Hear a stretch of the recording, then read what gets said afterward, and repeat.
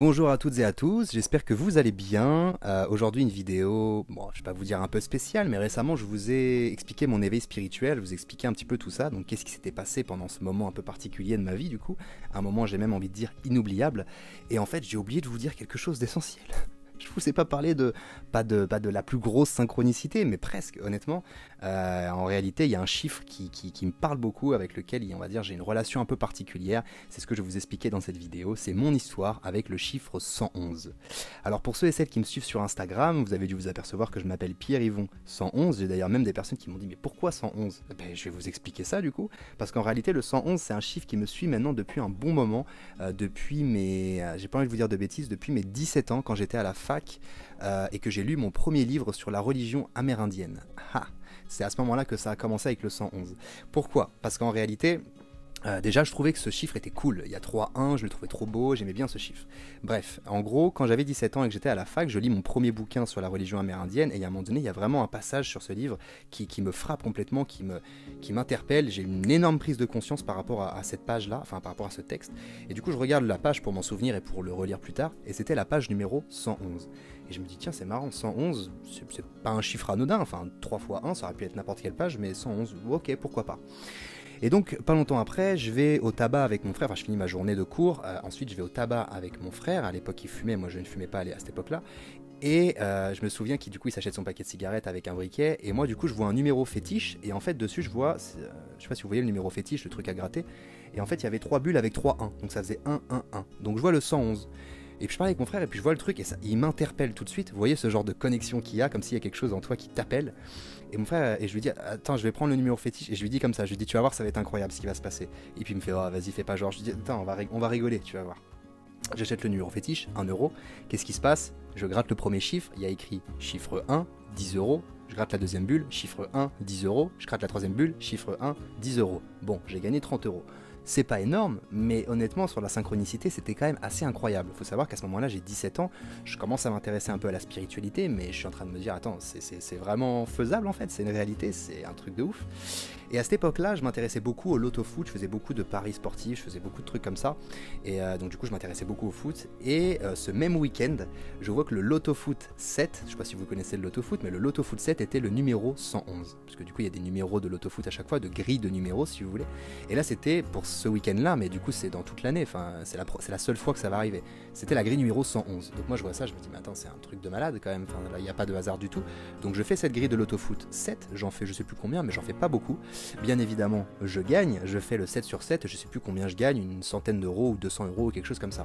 Donc moi, à ce moment-là, j'ai 17 ans et je commence à me dire, ouh là là, j'aime beaucoup ce chiffre 111, j'aime beaucoup l'univers, j'aime beaucoup tout ça, et je pense qu'on va beaucoup pouvoir s'amuser avec tout ça. Bref, je vous passe un peu la suite, parce qu'en réalité, bah après, j'ai fait plein de choses, ce chiffre a continué à me suivre, mais il s'est jamais rien passé, on va dire, d'exceptionnel, parce que même je pense que dans mon parcours spirituel, après mes 18 ans, j'ai commencé à m'intéresser à d'autres choses, et j'ai un peu laissé de côté ma spiritualité, si vous voulez. C'est quelque chose que j'ai plus repris vers l'âge de 22 ans, quand j'ai commencé à vivre mon éveil progressivement. Et donc, bah justement, quand j'ai vécu mon éveil, ça qui est assez intéressant, c'est que ce chiffre 111, je l'avais presque oublié en fait pendant un petit moment. Et il y a un moment donné où je me souviens, donc je suis en voyage, enfin là j'ai déjà commencé à vivre mon éveil spirituel parce que j'ai déjà vécu les premiers steps on va dire, et donc j'étais parti faire le tour du monde, et il y a un moment donné au début de ce tour du monde, je suis parti au Canada, et je suis parti au Mexique, et ensuite j'étais au Pérou. Mais en fait le Canada et le Mexique au début j'étais pas frustré, c'était très bien, j'avais passé des super expériences, mais en fait je me disais, j'avais l'impression d'être en vacances. Pourquoi? Parce que le Canada déjà ça ne nous dépaysait pas énormément, d'un point de vue culturel je veux dire, en plus j'ai logé chez une amie au Canada. Au Mexique, bah, on a fait un peu la fiesta, la vida loca, j'ai envie de dire. Hein. On a profité du soleil, on a profité un peu de tout. Donc en fait, j'étais en train de me dire, mais attends, je suis parti faire ce tour du monde pour apprendre à me trouver. Et au final, je suis en train de faire la fête et de m'éclater, quoi. Mais au final, j'ai pas encore pris du recul sur moi. Voilà, il y a quelque chose qui me parlait pas à ce moment-là. Et donc, quand je suis au Pérou, je me dis, bah, le Pérou, je pense que c'est le pays vraiment magnifique pour pouvoir vivre au fond cette aventure spirituelle, à fond, j'ai envie de dire. Et en fait, il y a un moment donné où je suis en train d'aller au Machu Picchu, donc je suis sur tout le chemin pour aller au Machu Picchu. Et ce chemin, il était assez long parce qu'on a décidé d'y aller à pied. Enfin, on a vraiment décidé de prendre l'option très route parce que c'est ce qu'on voulait vivre aussi à ce moment-là. Et donc, du coup, bref, on fait un énorme parcours pour pouvoir se retrouver au Machu Picchu où on a beaucoup marché. Et il y a un moment donné, je suis vraiment sur un passage qui est magnifique. Je suis en plein milieu de la nature, en plein milieu des montagnes, parce que du coup, on va jusqu'à pied jusqu'au Machu Picchu. Et là, j'ai un espèce pas de savoir qui rentre, mais j'ai une espèce de truc qui commence à se reconnecter. Je me dis, putain, ça y est, je sais exactement pourquoi je suis là. Je peux pas le dire pourquoi, mais je sais exactement pourquoi je suis là.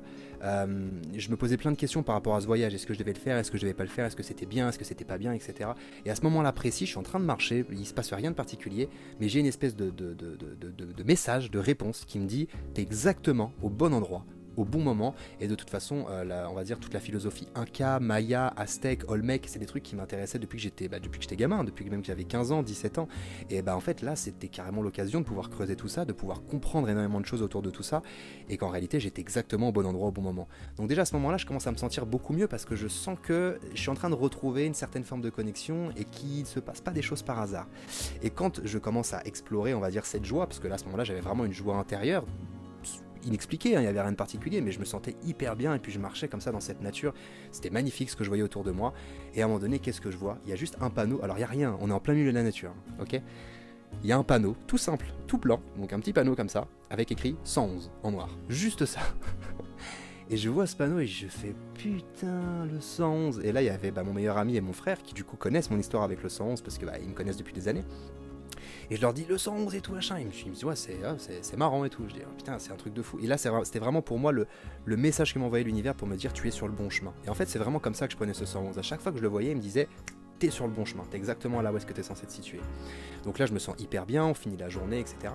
On arrive dans la petite ville qui est en bas du Machu Picchu qui s'appelle Aguascalientes, et on avait rencontré un couple de Français avec qui on a énormément sympathisé. Et du coup en fait on arrive donc à Aguascalientes, donc on était 5, il y avait moi, mes 2 amis et le couple d'amis qu'on s'était fait. Et puis donc fallait qu'on trouve un hôtel pour la nuit, donc il nous fallait une chambre triple pour nous et une chambre double pour le couple. Et donc là il commence un petit peu à chercher, donc je crois qu'il y a, je sais plus, il y a la nana qui est avec un ami à moi, ils vont regarder dans un hôtel, ils reviennent, ils disent ouais non c'est pas fou, ils vont là-bas, ouais non c'est pas fou, ils vont là-bas, ouais non c'est pas fou. Et à un moment donné moi j'y vais avec le gars, et puis on se dit vas-y on va essayer de chercher un hôtel. Là on en trouve un, on trouve le truc, on se dit bah ouais la chambre triple elle est cool, donc ça c'est bien, pas très cher en plus, la chambre double elle est cool, pas très cher en plus, et en fait les portes étaient ouvertes quand on est rentré, parce qu'elles étaient déjà ouvertes vu que les chambres étaient libres. Et en fait du coup le proprio quand il me dit ok c'est bon, vous les prenez, je dis ouais c'est bon ok on les prend, il ferme les portes, et là je vois que ma porte c'est la numéro 111, évidemment. Donc c'est évidemment à cet endroit-là que je devais me trouver. Donc là je commençais à me dire mais attends mais c'est juste dingue ce qui est en train de se passer. En plus à ce moment-là précis je me souviens qu'il y a une artiste qui est mon artiste préféré ever, qui s'appelle Kenny Arcana, qui venait de sortir son album le soir même, alors que le lendemain j'allais faire le Machu Picchu. Enfin bref, pour moi il y avait une synchronicité qui était absolument énorme, et j'ai juste vécu un des moments les plus incroyables de ma vie. Notez également que le Machu Picchu, c'était juste incroyable. Je suis arrivé au sommet du Machu Picchu, j'avais les larmes aux yeux, je savais pas expliquer pourquoi, je me sentais puissant à une force que je ne peux pas expliquer pourquoi. Et je me souviens même que je me suis dit, mais tu vois, tous ces moments où tu as eu peur dans ta vie, tu vois, tous ces moments où tu as douté, maintenant que tu as vu, maintenant que tu es en train de vivre ce que tu es en train de vivre, tout ça c'est terminé quoi. Tout ça c'est terminé. Alors ça pourrait paraître absurde quand je vous le dis comme ça, mais c'est une question encore une fois de ressenti, c'est une question d'énergie. C'est quelque chose que l'on ressent ou pas quand on se trouve sur un certain lieu en réalité. Parce que oui, énergétiquement, le Machu Picchu, c'est un lieu qui est extrêmement puissant. Vous vous en doutez bien. Ensuite, après cette époque de Machu Picchu, il s'est passé plein de choses, parce que du coup, j'ai continué mon voyage, etc. Et puis à un moment donné, je voulais rentrer en France. Ça n'allait pas, parce que du coup, là, je commençais un peu à flipper par rapport à mon avenir, par rapport à comment ça allait se passer pour moi quand j'allais rentrer.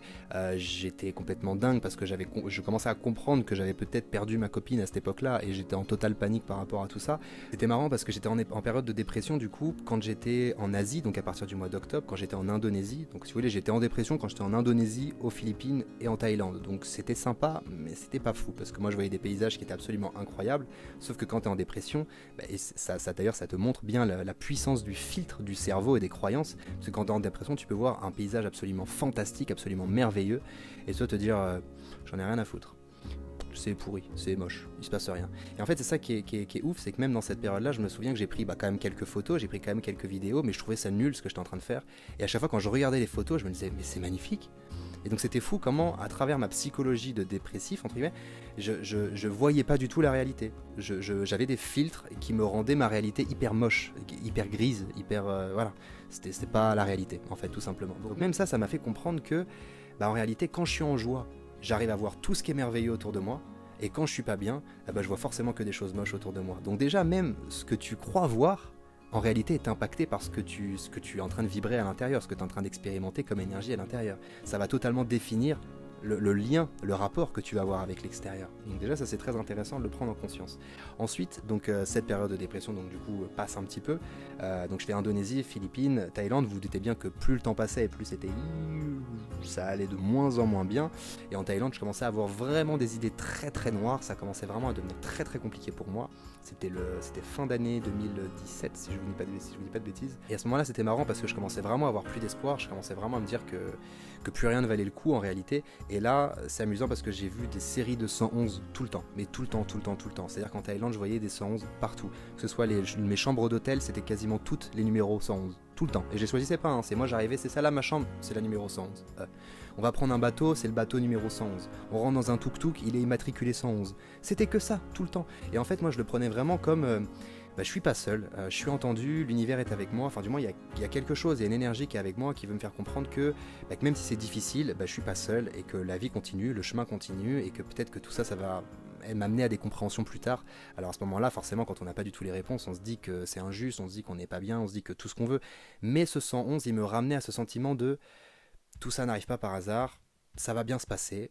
Je suis pas seul, je suis guidé de toute façon sur mon chemin et j'ai pas du tout à m'inquiéter. En fait, c'est vraiment ça en fait qui m'a fait comprendre ce chiffre. Et pour cette fin d'anecdote, donc du coup j'ai fini la Thaïlande, je suis rentré en France, ça n'allait pas du tout. Au début j'avais beaucoup de difficultés, on va dire, à reprendre mes anciennes habitudes en France. J'étais totalement en déconnexion avec mon environnement en réalité, ça n'allait vraiment pas. Jusqu'à que j'ai l'idée de peut-être m'inscrire à une conférence d'hypnose. Et du coup, quand je vais à cette conférence d'hypnose, je me souviens, et puis je trouve ça hyper intéressant, je me dis, bon, allez, je vais m'inscrire à la première formation, on va expérimenter, on va voir. C'était quelque chose comme 1200 €. Je me suis dit, bon, c'est assez cher, oui, certes, mais au pire des cas, si ça me plaît pas, bon, j'ai perdu 1200 €, c'est pas grave, voilà, c'est pas dramatique, on va dire.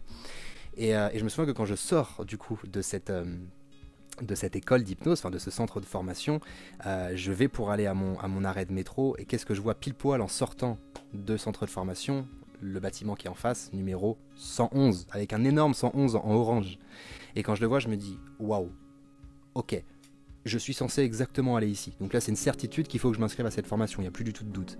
Et puis après, la suite, vous la connaissez, parce que du coup, à l'issue de cette première formation, j'ai adoré ce que j'étais en train de faire, ça a été une véritable révélation pour moi, et je me suis inscrit après à d'autres formations en hypnose, j'ai pu travailler en auto-hypnose, et bref, il s'est passé énormément de choses, ce qui fait que j'ai retrouvé ma joie de vivre, bien évidemment, et même bien plus que ça, parce que je me suis reconnecté à mon être profond, je me suis reconnecté à ce que je souhaitais réellement, je me suis reconnecté, on va dire, même aux moyens pour pouvoir attirer ce que je voulais dans ma réalité, et aujourd'hui, je me sens très bien dans ma réalité en chaque instant présent, et tout va pour le mieux pour moi, et finalement, ce chiffre 111, avec le recul, il m'a vraiment montré que je n'ai jamais été seul sur tout mon chemin.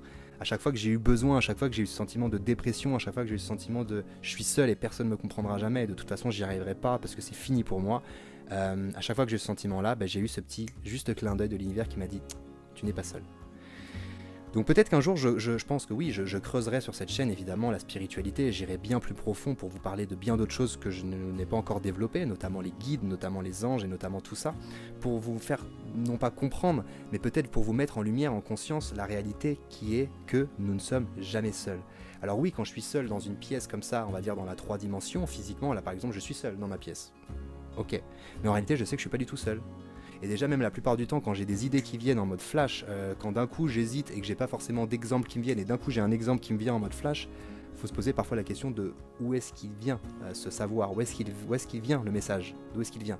Il est quantique, il est dans le monde de l'invisible. Et en réalité on ne le sait pas, mais notre âme, donc c'est-à-dire que c'est vraiment en profondeur, sur profondeur même, est en permanence en lien avec tout ce qui est d'un point de vue quantique, avec tout le monde de l'invisible. Oui, il y a un monde de l'invisible, c'est notre monde physique, c'est notre corps entre guillemets, donc notre identité on va le voir avec un corps physique dans la matière, mais il y a un monde invisible, il y a des mondes subtils, il y a des énergies qui circulent partout autour de nous, il y a des fréquences, il y a des vibrations partout autour de nous, il y a énormément de choses en réalité que l'on ne pense même pas être réelles, qu'on ne pense même pas exister, et c'est normal parce qu'on ne les voit pas et c'est de l'ordre de l'invisible, mais plus on se développe spirituellement, plus on ouvre certains canaux, plus on ouvre certaines capacités à percevoir des choses qui sont du monde de l'invisible, et donc finalement le monde de l'invisible, on comprend que il ne fait qu'un avec le monde du visible, seulement tant qu'on n'en a pas conscience, forcément on ne peut pas interagir avec lui en réalité.